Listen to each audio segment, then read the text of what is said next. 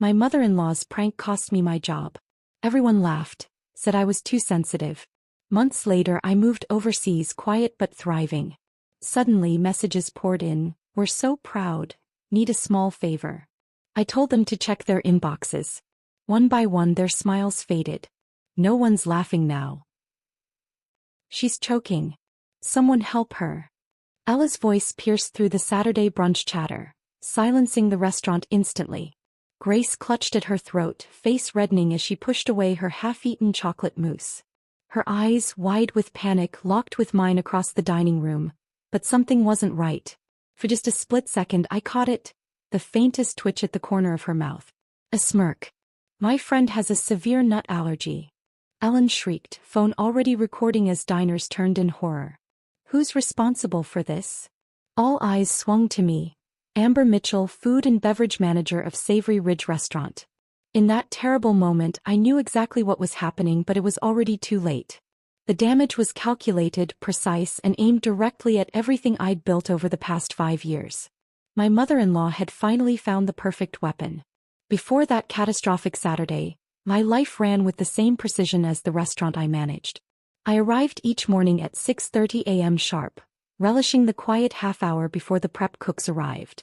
The dining room, still and peaceful with chairs neatly tucked under crisp white tablecloths, felt more like home than the small house I shared with Scott just 10 minutes from his parents' place. Those early mornings were sacred, checking inventory sheets against actual stock, adjusting orders for weekend rushes, troubleshooting delivery issues before they became crises. By the time Chef Daniel arrived, I'd already identified potential problems and found solutions. "Amber sees around corners," he often told the staff. "Nothing gets past her." That reputation for competence hadn't come easily. I'd started as a nervous hostess 6 years earlier, working weekend shifts while taking night classes in restaurant management at the local community college.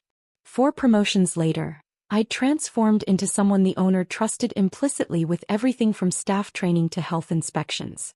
I'd implemented a digital inventory system that cut waste by 22% and memorized every regular customer's preferences and potential allergens, especially allergies. We'd never had an incident under my watch. The community college culinary program was where Scott and I met. He had warm eyes and easy charm, dreaming aloud about the bistro he'd own someday. 3 months after graduation, we married in a small ceremony that left both our families somewhat stunned. His thought I wasn't quite polished enough. Mine worried I was rushing into marriage to escape my father's constant criticism and my mother's enabling silence. They weren't entirely wrong. Scott represented stability and promise, a culinary school graduate with a supportive, well-connected family. What I didn't anticipate was that supportive came with expectations, particularly from Grace, my mother-in-law. Grace Mitchell presided over her corner of suburban life like a benevolent dictator.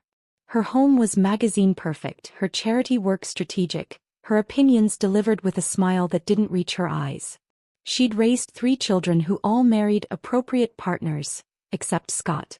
During our first meeting, she'd examined me before asking, "And what does your father do, dear?" When I explained he was a maintenance worker at the local factory, something flickered behind her smile that never quite disappeared. The comments began subtly. "Restaurant work has such challenging hours. Scott must get so lonely," she'd say during Sunday dinners, always mandatory at her house. Or, "My friend's daughter just became a pharmaceutical rep. The benefits are wonderful, and they start families earlier." When I was promoted to manager, she tilted her head sympathetically and said, "That's nice, dear. I suppose every job has a ceiling." Scott never seemed to notice these digs, or chose not to. "Mom's just old-fashioned," he'd say on our drives home from her house. "She means well."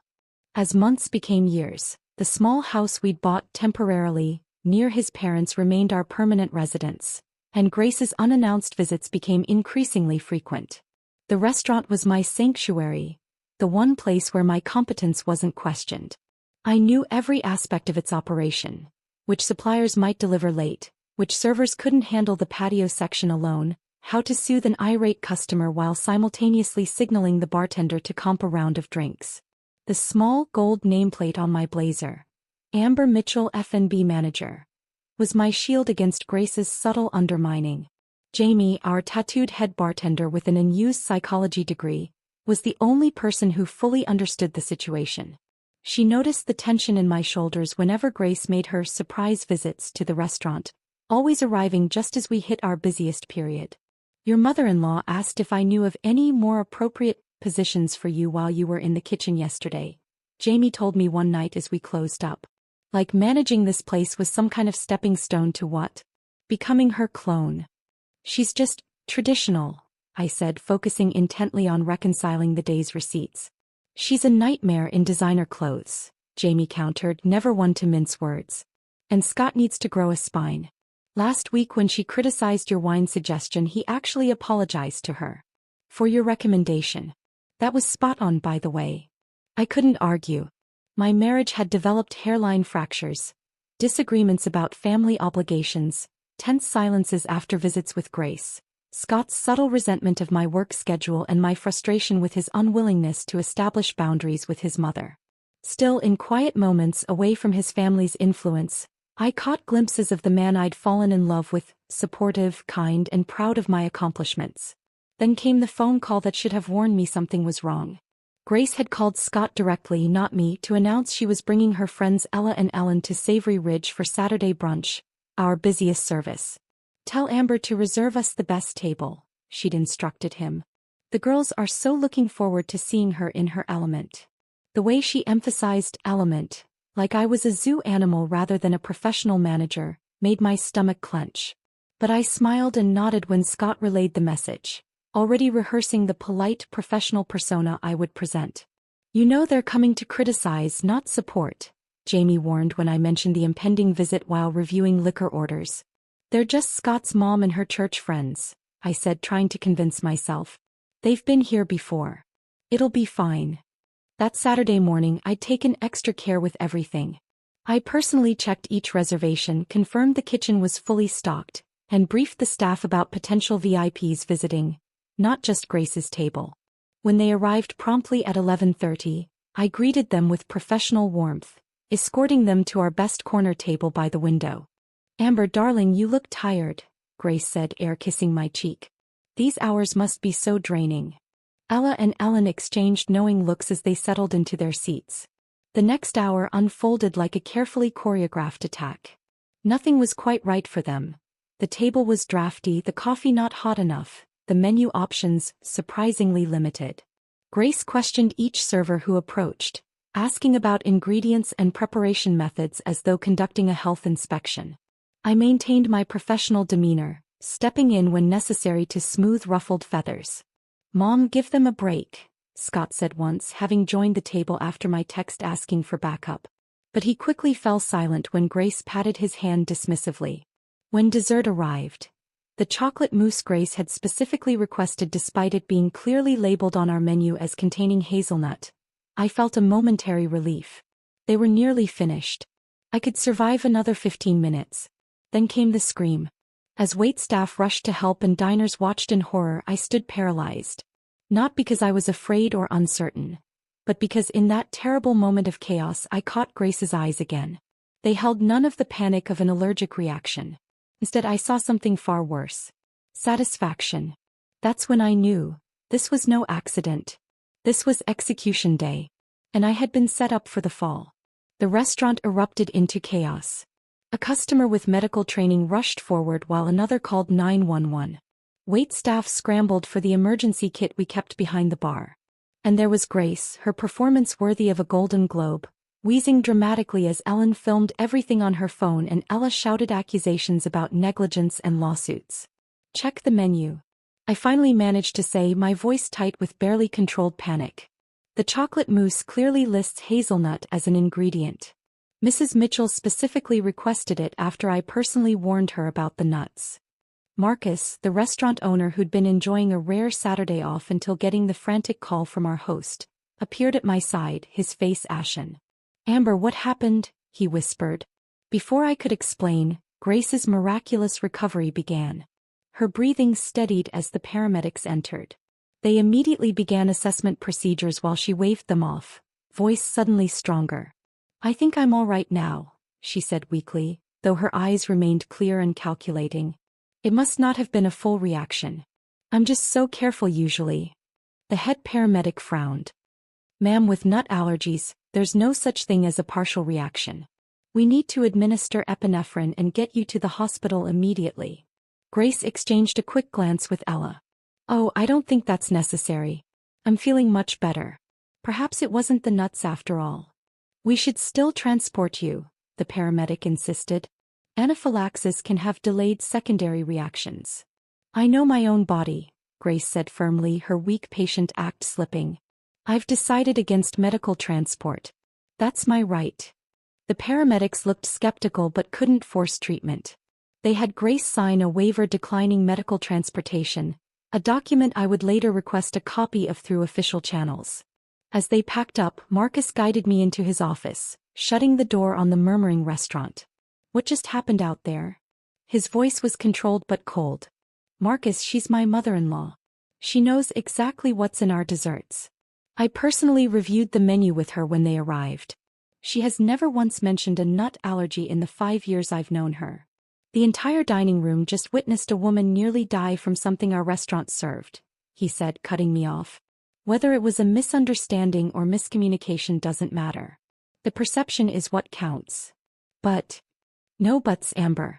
I've got paramedics out there, customers who've abandoned their meals, and a social media disaster brewing. Alan is still filming everything. My stomach dropped. You don't believe me. What I believe doesn't matter. We need to contain this situation. He rubbed his temples. Where's Scott? Shouldn't he be here supporting you? The question stung more than he could know. Scott had indeed disappeared from his mother's table during the commotion. I'd spotted him standing frozen by the kitchen doors, watching the scene unfold without approaching. When our eyes met across the room, he'd looked away first. He's around, I said lamely. Marcus grimaced. Go home, Amber. Take the rest of the weekend. We'll discuss this Monday morning. When I emerged from his office, the dining room had mostly emptied except for a few lingering customers and staff whispering among themselves. Scott stood awkwardly beside his mother's table where Grace, Ella, and Ellen sat huddled together, examining Ellen's phone footage. And when we slow it down here, Ellen was saying, you can actually see her face when she realizes what's happening. Not a hint of concern. Just annoyance. They fell silent as I approached. Grace dabbed at her perfectly dry eyes with a napkin. Amber, darling, I'm so sorry about all this unpleasantness, she said with practiced sincerity. Who could have known that tiny bit of hazelnut would cause such trouble? You did, I said quietly. Because there was never any allergic reaction. Scott's head jerked up. Amber. Mom could have died. Could she, Scott? Then why did she refuse transport to the hospital? Why is she sitting here completely fine after supposedly ingesting her allergen? Where's the epinephrine auto-injector she should carry if her allergy is so severe? Grace placed a restraining hand on Scott's arm as he opened his mouth to argue. She's upset, honey. Let's not make this worse.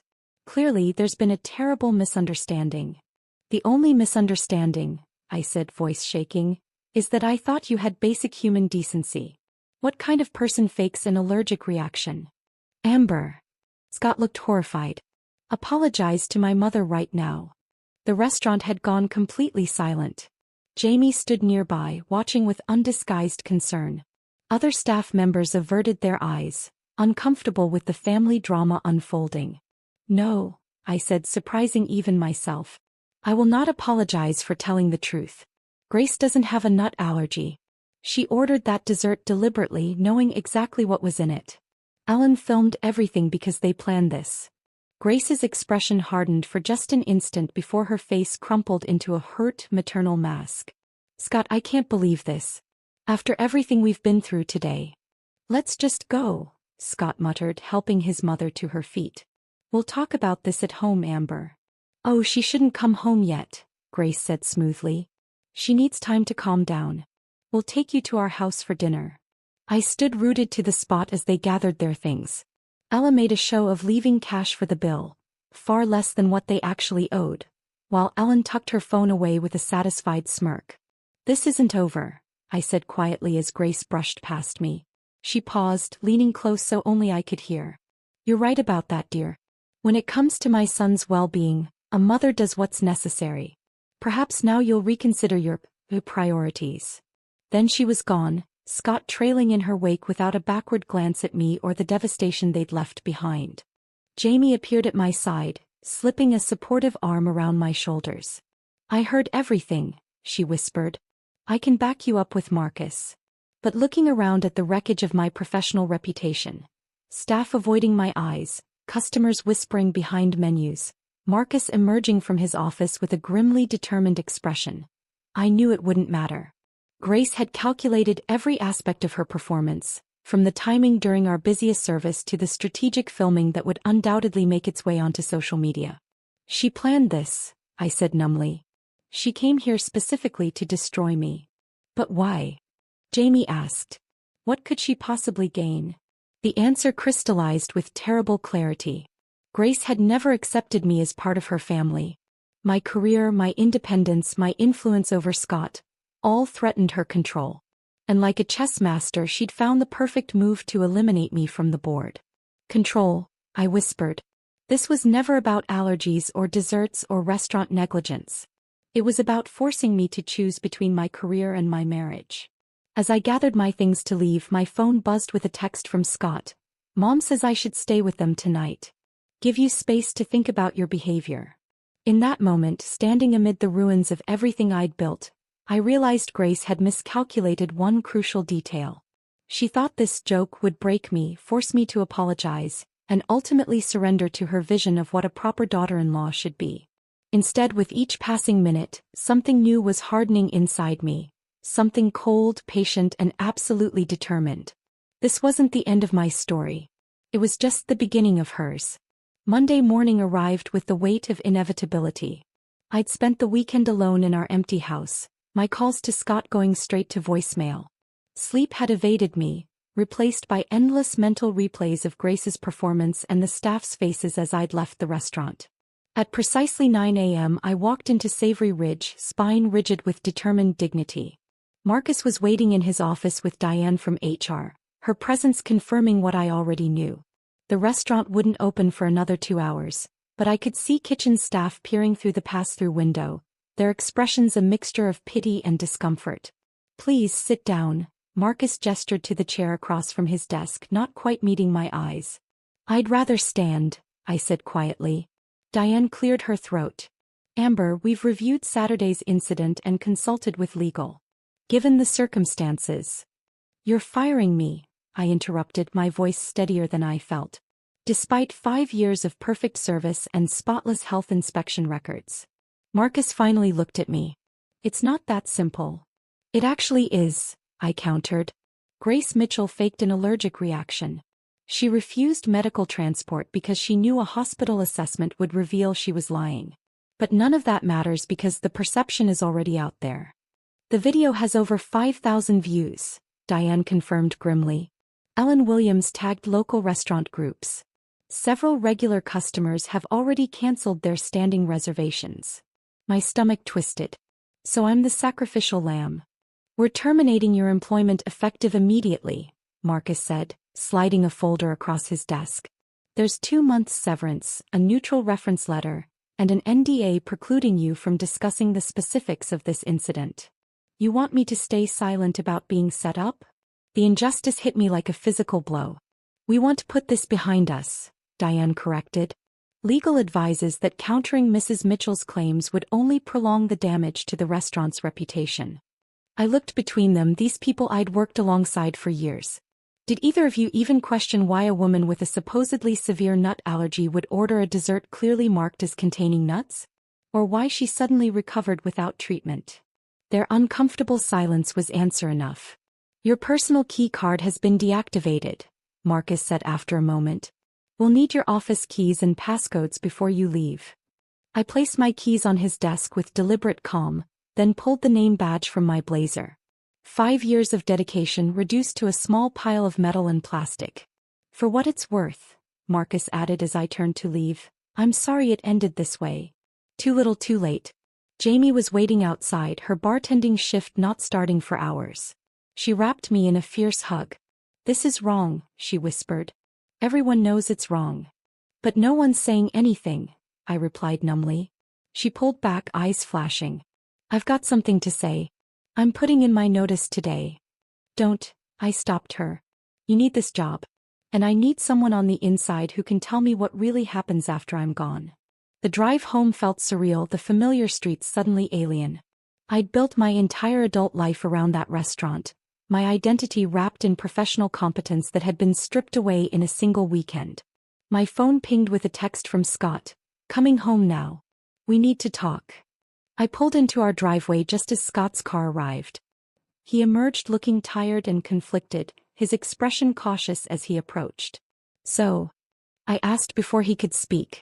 How was your weekend at Mommy's house? He winced. Amber, don't start. This whole situation is difficult enough. Difficult? I echoed in disbelief. Your mother deliberately sabotaged my career, and you disappeared to her house instead of supporting me. Difficult doesn't begin to cover it. Scott ran a hand through his hair. Look, I talked with Mom about what happened. She admits things got out of hand, but she never intended for you to lose your job. The casual dismissal of my professional destruction made my hands shake. What exactly did she intend, Scott? She says it was supposed to be a harmless prank. To show you that maybe being so career-focused isn't the best approach for our marriage. The revelation struck me silent. In Scott's world, this justification actually made sense. Maybe this is a blessing in disguise, he continued as we entered the house. Mom always said you work too much. Now we can focus on our marriage, maybe think about starting a family. I stared at my husband, this stranger who could witness my deliberate humiliation and somehow frame it as an opportunity. Your mother faked anaphylactic shock to teach me a lesson about prioritizing family. When you put it like that, how else should I put it? My voice rose despite my efforts to maintain control. I just lost my career because your mother decided I work too much. And you're suggesting I should be grateful? Scott's expression hardened. You're being dramatic. It was a joke that went too far, but Mom feels terrible. She's even offering to help you find something more suitable. The following weeks blurred together in a haze of rejection. I applied to every restaurant, hotel, and catering company within 50 miles. Each time my references checked out perfectly, until they didn't.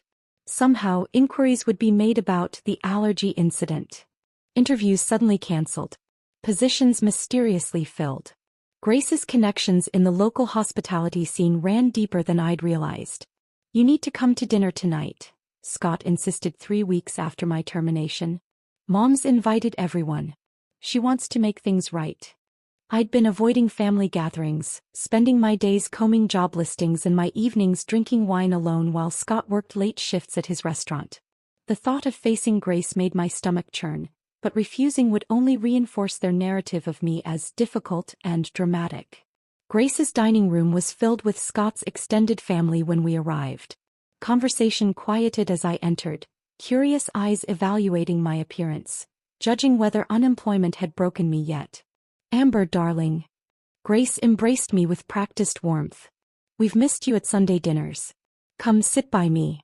The meal proceeded with excruciating politeness, mundane conversation flowing around me like water around a stone.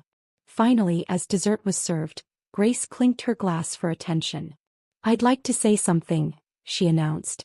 Amber, I want to apologize publicly for the unfortunate misunderstanding at your restaurant. I never intended things to go so far. Murmurs of approval circulated the table. Scott squeezed my hand encouragingly. In fact, Grace continued, I have a proposition. The church fundraising committee needs help organizing our monthly bake sales. It's only a few hours a week, perfect for someone with your temporary flexibility. The table erupted in supportive comments. How thoughtful. What a perfect solution. Grace always finds a way to help. I remained silent, fork motionless above my untouched pie. Well, Grace prompted, her smile tightening. Isn't that a lovely opportunity? Every eye fixed on me, waiting for appropriate gratitude. Thank you for the offer, I finally said, each word precision carved from ice. I'll consider it. Grace's smile faltered at my lack of enthusiasm, but she recovered quickly. Of course, dear. Take all the time you need. It's not as though you have competing obligations.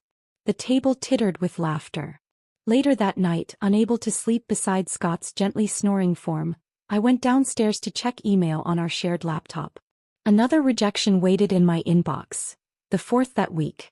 As I closed the message, I noticed Scott had left his email open in another tab. Without conscious decision, I clicked on it and froze. There, in an ongoing thread with Grace titled, "Amber's Job Hunt," was evidence of betrayal so profound it stole my breath. Scott had been forwarding my job rejection emails to his mother. Their exchanges mocked my growing desperation. "Another one today." She cried for an hour. "Maybe now she'll consider Mom's church offer." Grace's response, "Patience, dear. She's still being stubborn. Once she accepts this isn't just a little setback, she'll come around." Scott, "I don't know how much longer I can take the drama. It was just a joke. She acts like her life is over." With trembling fingers, I scrolled through weeks of private humiliation made public entertainment. Every tear I'd shed, every moment of vulnerability with my husband, had been fodder for Grace's amusement and Scott's betrayal. Something vital snapped inside me that night. Not my spirit, something else entirely. The last fragile threads of love, trust, and belonging that had kept me tethered to this family. I closed the laptop, suddenly calm in a way I hadn't been since that Saturday at the restaurant. I knew exactly what I needed to do. Not tomorrow, not next week, but right now, while the clarity of true, complete abandonment still sang in my blood. They thought I was alone in the rubble of my former life. They were wrong. I was the rubble. And I was about to become an avalanche. I worked quickly and methodically in the dark hours of morning, packing only what mattered: 2 suitcases of clothes, my professional certificates carefully tucked into a folder, and the external hard drive where I'd just saved screenshots of Scott and Grace's email thread. The rest, the wedding photos, the accumulated trinkets of our marriage, the life I'd built around Scott's family, could stay behind in this house that had never truly felt like mine. 3 weeks earlier, after that first rejection letter, I'd sent a carefully worded email to Daniel, our former head chef who'd left Savory Ridge last year for a position at a gastropub in Edinburgh. Just testing the waters, I'd written casually asking if he knew of any management opportunities abroad. His enthusiastic response had surprised me. "Funny you should ask. We just lost our F&B manager and can't find anyone with your level of expertise." I'd pursued the conversation as a distant contingency plan, never truly believing I'd need it. Now, as I booked a one-way flight using our emergency credit card, I felt nothing but cold certainty. The note I left on the kitchen counter was brief. "Scott, I need space to rebuild what your family destroyed. Don't follow me. Don't contact me. I'll reach out when I'm ready." I didn't cry at the airport, nor during the 8-hour flight across the Atlantic. Whatever tears I might have shed had crystallized into something harder, something that would sustain me through what came next. Daniel met me at Edinburgh Airport, his familiar face a relief among the sea of strangers. "Christ, Amber," he said, hugging me awkwardly. "You look like you haven't slept in weeks." "I haven't," I admitted, following him to his rusted hatchback. "Thank you for this. For everything." "Don't thank me yet," he warned as we navigated the rainy streets of Edinburgh. "The place isn't exactly Savory Ridge.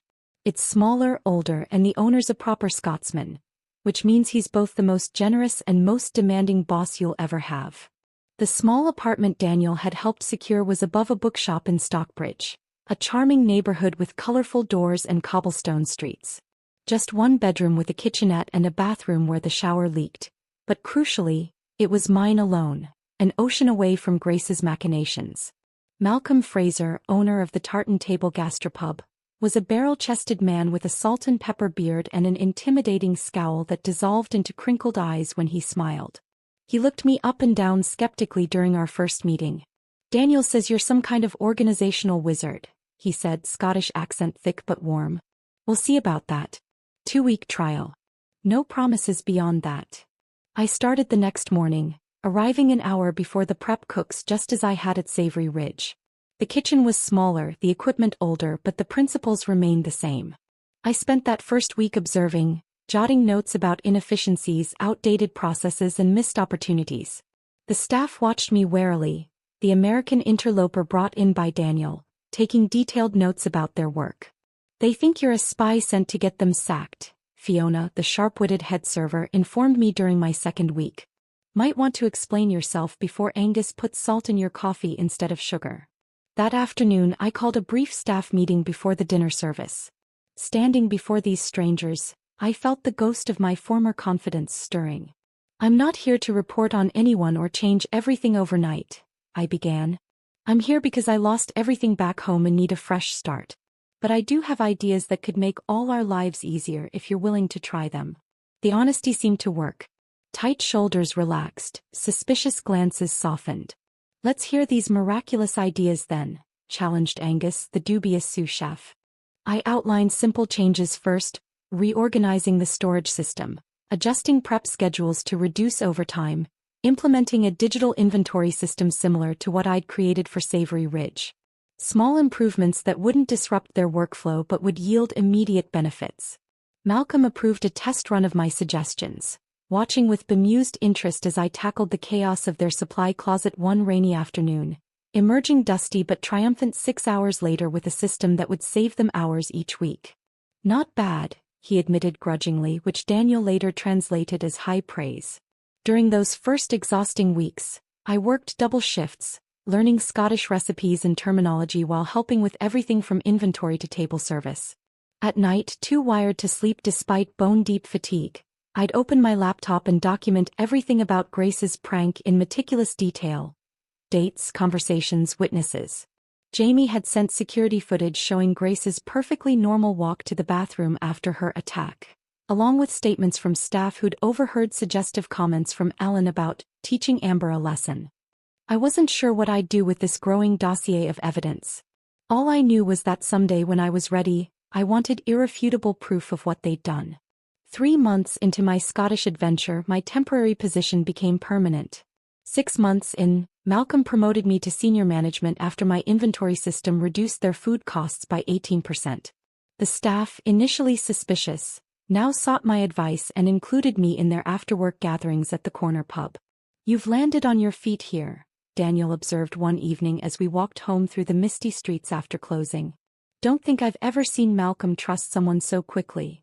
"I'm just doing what I know," I replied, though privately I recognized that I was flourishing in ways I couldn't have at Savory Ridge, constrained by Grace's interference and Scott's passive acceptance of it. Edinburgh felt like home in a way nowhere in America ever had. I loved the medieval architecture juxtaposed against modern life, the lilting accents that had initially confused me but now sounded like music, the way strangers called me love or hen with casual warmth. I changed too. My wardrobe had shifted from the conservative business attire Grace had always criticized to comfortable, colorful pieces that suited my new life. I'd cut my hair short, a practical choice for the windy city that also felt symbolically freeing. Most importantly, I'd stopped flinching at my phone when it timed with notifications. Scott had sent dozens of messages in those first weeks, shifting from confusion to anger to pleading. I'd responded only once. I meant what I said. "I'll contact you when I'm ready." Grace had tried more creative approaches, even having friends of friends reach out about, coincidentally, planning trips to Edinburgh. I blocked them all. The unexpected opportunity came 10 months into my Scottish reinvention. Malcolm called me into his small office one afternoon, looking uncharacteristically serious. "Need to talk business," he said gruffly. "Doctor says I've got to slow down." Heart's not what it was. My stomach dropped. "Malcolm, I'm so sorry." He waved away my concern. "Not dying yet, just need to step back a bit. Daniel's a brilliant chef but couldn't manage a grocery list, let alone a business." He fixed me with a steady gaze. "You on the other hand." I stared at him, not quite comprehending what he was suggesting. "I'm offering you partnership," he said bluntly. 25% now with option to increase. You've turned this place around, made it profitable in ways it hasn't been in years. The staff respects you. I trust you." "I don't know what to say," I managed, genuinely stunned. "Say yes," Malcolm shrugged. "Or don't. But decide quickly because my cardiologist is breathing down my neck about reducing stress." I said yes, of course. How could I not? From unemployable pariah to restaurant partner in less than a year, an outcome Grace could never have anticipated when she orchestrated my downfall. That night, as I signed the preliminary partnership papers at my small kitchen table, I allowed myself a moment of vindication. I hadn't just survived, I'd thrived. My phone pinged with a social media notification. The first time I'd allowed myself to post anything about my new life. A simple photo of the Edinburgh skyline at sunset with the caption, "New Beginnings." Within minutes I received a message from Scott. "Is that where you are? Please Amber, we need to talk." I closed the app without responding but with a newfound sense of calm. Let him wonder. Let them all wonder. For now I would focus on building something new. Something entirely mine that couldn't be undermined by manufactured allergic reactions or family manipulations. The woman who'd left that note on Scott's kitchen counter 11 months ago had been desperate, betrayed, and broken. The woman reviewing partnership documents in Edinburgh was something altogether different, stronger certainly but also patient. The kind of patient that comes with absolute certainty that someday somehow the scales would balance. And when they did no one would be laughing. I ignored Scott's message that night, but something told me it was just the beginning. Over the next 2 weeks, my social media post about Edinburgh sparked a slow trickle of communication from back home. First came likes from former coworkers, then cautious comments about how well I seemed to be doing. I posted a few more carefully curated glimpses of my new life. The gastropub's stone facade with its newly painted sign listing me as partner, the view from Arthur's Seat after a morning hike, the traditional Scottish breakfast that had become my weekend ritual. Each post was strategic, revealing my success without detailing how I'd achieved it. And each one tightened the noose of curiosity around the necks of those who'd dismissed me. The next message from Scott arrived a month after the first. "Amber, please. I miss you. I've been thinking about visiting Edinburgh. We could talk in person." I showed it to Fiona during our morning coffee ritual at the cafe across from the restaurant. Her eyebrows rose over the rim of her mug. "So the husband finally realizes what he's lost, does he?" she asked, Scottish accent thickening with disapproval.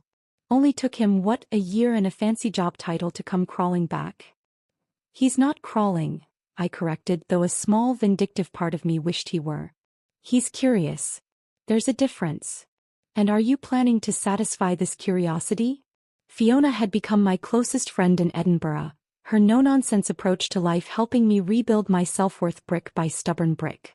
I sipped my coffee considering. Not yet. The timing isn't right. The timing, as it happened, became clearer 2 days later when an email from Grace appeared in my inbox. The subject line read, "Family Reconciliation," but the content revealed her true intentions. "Dearest Amber, we've all been so pleased to see you flourishing in Scotland. Scott shares your lovely photos with us and we couldn't be prouder of what you've accomplished. By happy coincidence, my church group is planning a UK trip this summer, focusing on religious history sites. Edinburgh features prominently on our itinerary. I was hoping you might recommend accommodations and dining options for 15 ladies of a certain age. Perhaps you could even arrange a special dining experience at your establishment. We'd so love to see you in your element. This could be a wonderful opportunity for healing old wounds. Time has a way of putting things in perspective, doesn't it? With love, Grace." I read it 3 times, noting the clever construction. No direct apology for destroying my career. No acknowledgement of her deliberate sabotage. Just the presumptuous expectation that I'd be grateful for the chance to serve her and her friends, again. This time on my new turf. I didn't respond. The floodgates opened after that. Scott's cousin Megan, who'd never bothered to learn my name at family gatherings, messaged about her daughter who was considering hospitality management and would benefit enormously from your mentorship. Uncle Bob, whose retirement hobby was making barely edible hot sauce in his garage, emailed about potential distribution opportunities in the UK market. Even Scott's sister Kate, who'd laughed the loudest at Grace's church bake sale offer, reached out about a potential girls' trip to Scotland. Each message carried the same undertone. "You have something we want. Your success is only valuable insofar as it can benefit us." I stored each communication in a growing digital archive. Jamie continued to be my eyes and ears at Savory Ridge, sending updates whenever my name arose in conversation. "Marcus mentioned you yesterday," she wrote in one message. "Apparently their new manager can't handle the inventory system you created. They're considering hiring a consultant to decipher your spreadsheets." The delicious irony wasn't lost on me. The most revealing message came from Scott after 3 months of increasingly desperate attempts to engage me. "Mom says she's willing to forgive the way you left if you're ready to come home. We could start fresh. I miss my wife. I stared at those words on my phone screen while sitting in what was now my office at the tartan table. The sheer audacity. Grace was willing to forgive me. After everything she'd orchestrated, after the career she'd destroyed and the marriage she'd undermined, she positioned herself as the magnanimous party extending grace to the wrongdoer. That night, I began organizing what had become an extensive collection of evidence. I created digital folders, each named for a key player in my downfall: Grace, Scott, Ella, Ellen, Marcus. Inside each, I compiled every damning piece of evidence specific to their role. In Grace's folder, security footage Jamie had smuggled out showing Grace's miraculous recovery in the restaurant bathroom immediately after her allergic reaction, walking normally and checking her makeup while Ellen adjusted her camera settings. Medical records from her regular checkups confirming no history of food allergies. Screenshots of her messages to Scott about my job search humiliations. In Scott's folder, his text messages to friends describing me as dramatic and overreacting. Email exchanges with his mother planning the Sunday dinner where Grace had offered me the church position, framing it as an intervention for my unhealthy obsession with status. His casual revelation to a mutual friend that he'd always found my career ambitions a bit embarrassing, since he'd expected a more traditional wife. Ella and Ellen's folders contained their social media posts mocking my termination, private messages Jamie had screenshot from mutual acquaintances, and statements from other waitstaff who'd overheard them planning the prank before Grace's performance began. Marcus's evidence was perhaps the most damning: emails from the restaurant's lawyer advising against termination without proper investigation, which he'd ignored in his haste to contain the PR damage. I compiled it all methodically, creating backups on multiple devices. Not yet knowing exactly how I would use it but understanding its power. Each folder represented a person who had deemed me expendable, worthy of mockery, or simply collateral damage in Grace's campaign to control her son's life. My phone chimed with yet another message from Scott. Thinking of booking a flight next month. We really need to talk in person, Amber. This time I responded, if you're coming to Edinburgh, I suggest early June. The weather is better. His reply was instantaneous. Really? That would be perfect. Mom's church group will be there then too. Of course they would. I leaned back in my office chair, staring at the rain-dappled window that overlooked the cobblestone street. For a year I'd been rebuilding myself from the ground up, not just professionally but personally.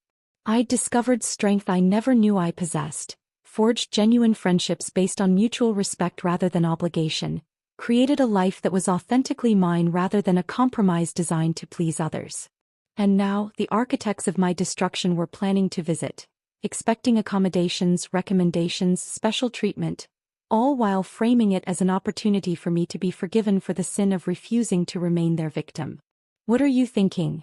Malcolm asked, finding me still sitting in the darkened office hours later. You've got that look that usually precedes a major menu overhaul or inventory revolution. I smiled, feeling a calm certainty settle over me. I'm thinking it's time to prepare for some very special guests. American friends visiting? He asked, leaning against the doorframe. Not friends, I corrected quietly. Family. The kind that only remembers your existence when they need something. Malcolm's bushy eyebrows rose. The worst sort then. The very worst, I agreed, closing my laptop with a decisive click. But don't worry. I'll make sure they receive exactly what they deserve. June arrived with unusual sunshine that bathed Edinburgh in golden light.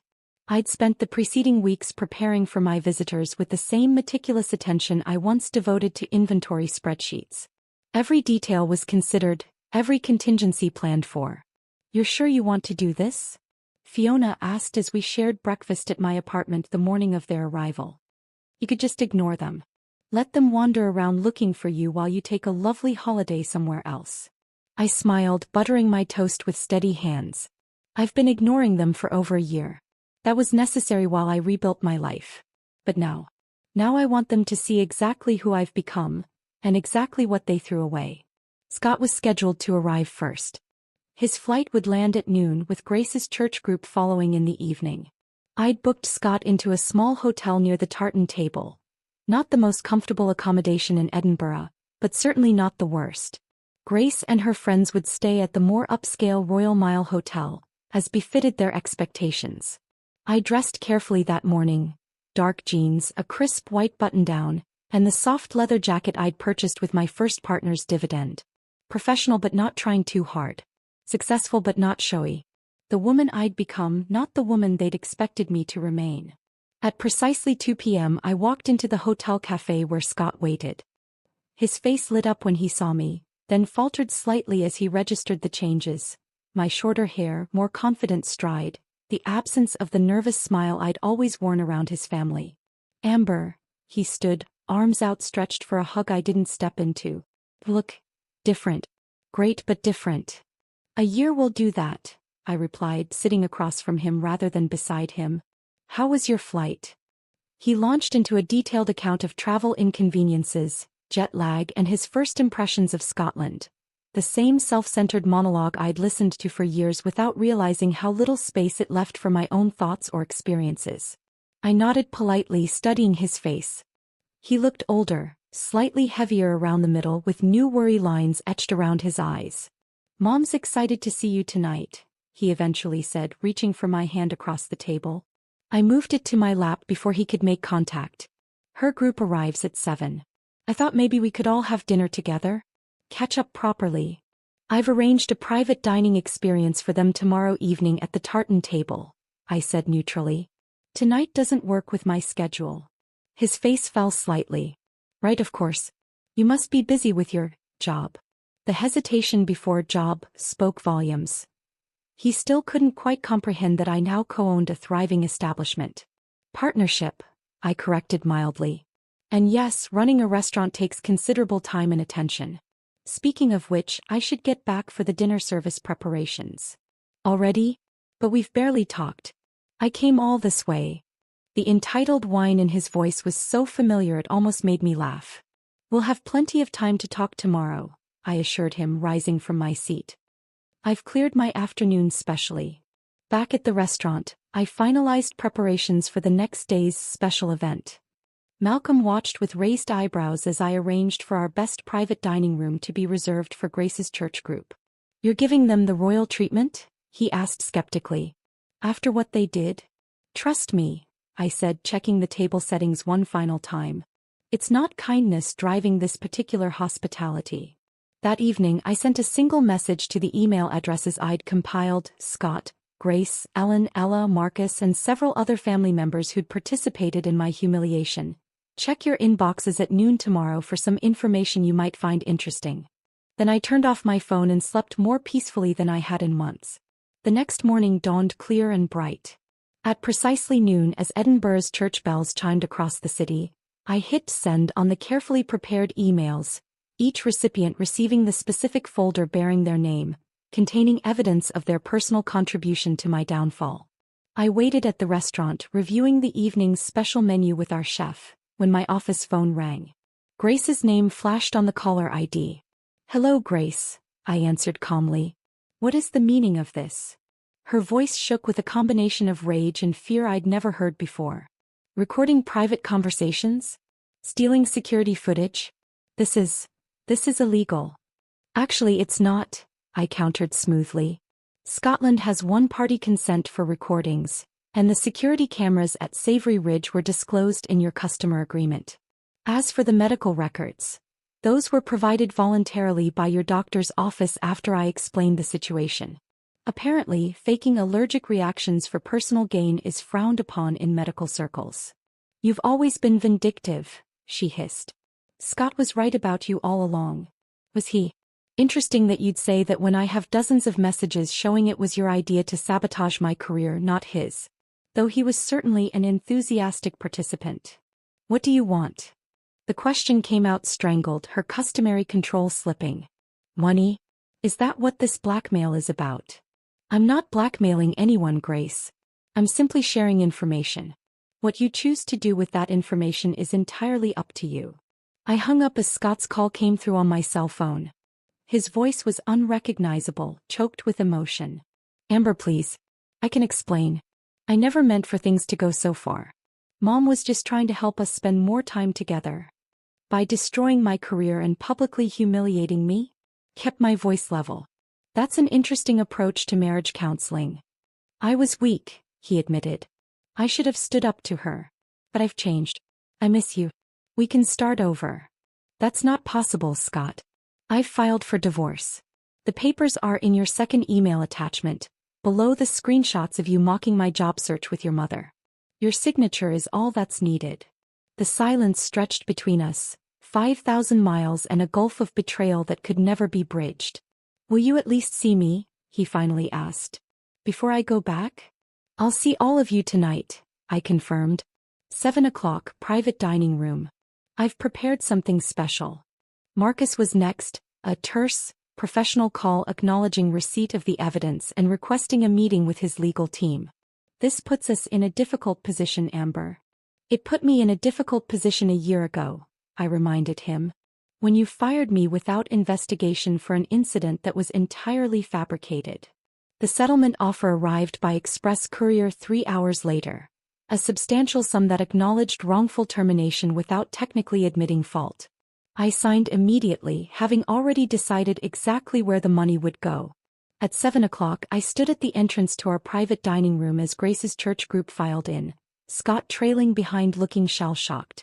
Grace's face was carefully composed, though her eyes darted nervously between her friends who seemed oblivious to the morning's revelations. I welcomed them professionally, introducing our chef who described the evening's special menu. Everything proceeded with perfect Scottish hospitality, until dessert. As the plates were cleared, I stood at the head of the table.